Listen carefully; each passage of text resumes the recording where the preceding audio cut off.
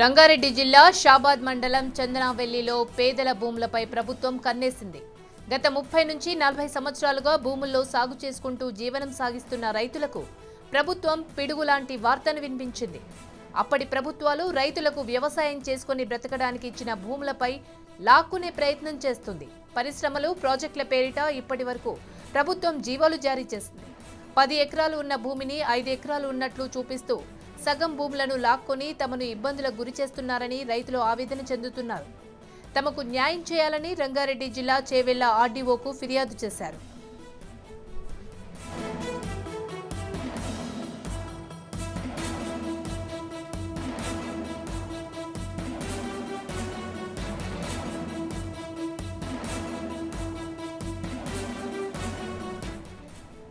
బాధితులు తెలిపిన వివరాల ప్రకారం చేవెళ్ల నియోజకవర్గంలోని షాబాద్ మండలం చందనావెల్లి గ్రామ పరిధిలో సర్వే నంబర్ 190లోని భూములను రైతులకు జీవనం కోసం అప్పటి ప్రభుత్వాలు ఇచ్చాయి.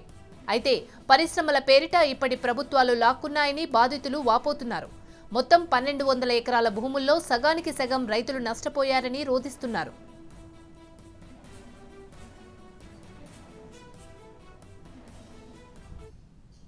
దీనిపై పూర్తి సమాచారాన్ని మా క్రైమ్ బ్యూరో చీఫ్ దేవేందర్ అందిస్తారు. దేవేందర్, చెప్పండి, ప్రజల భూములకు రక్షణ కల్పించాల్సిన ప్రభుత్వం ఎందుకు వారి భూమిని తీసుకోవాలని చూస్తుంది అని ఆరోపణలు వస్తున్నాయి. అంటే ఇప్పటికీ ల్యాండ్ అక్విజిషన్ పేరుతోనే ఐటీ కంపెనీలు రావాలి అని చెప్పేసి దాదాపు 1200 ఎకరాల భూమిని భూసేకరణ తీస్తున్నారు. అయితే భూసేకరణలో భాగంగా చందనవెల్లి గ్రామానికి సంబంధించి తీవ్ర నష్టం జరుగుతుంది.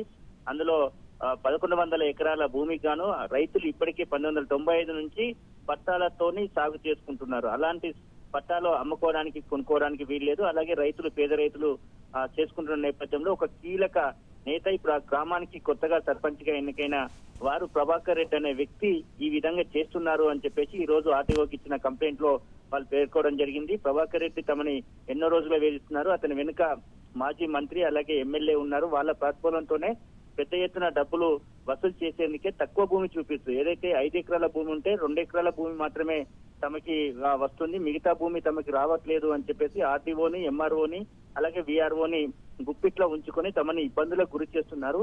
200 మంది పైగా కుటుంబాలను చిత్రహింసలకు గురి చేస్తున్నారు అని చెప్పేసి కూడా వాళ్ళంతా వాపోవడం జరుగుతుంది. ఈ రోజు ఏదైతే ఆర్టీఓకు కంప్లైంట్ చేస్తున్న నేపథ్యంలో ఇలాంటివన్నీ కామను.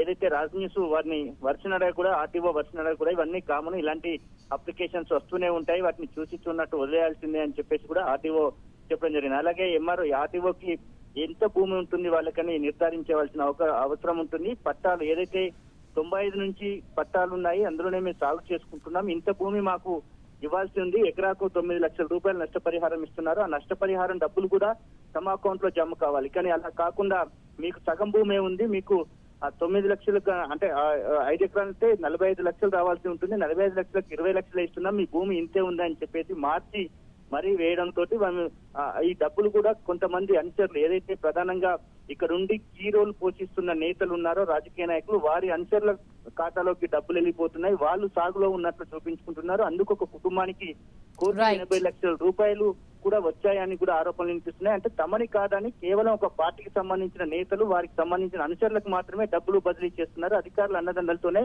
ఇలాంటి మాఫియా కొనసాగుతుంది. కాబట్టి తమ కుటుంబానికి న్యాయం చేయాలి, సాగు చేస్తున్నది మేము అని చెప్పేసి కూడా ఈ బాధితులంతా ఆరోపిస్తూ ఆర్టీఓకు ఫిర్యాదు చేయడం జరిగింది. Right, thank you Devendra.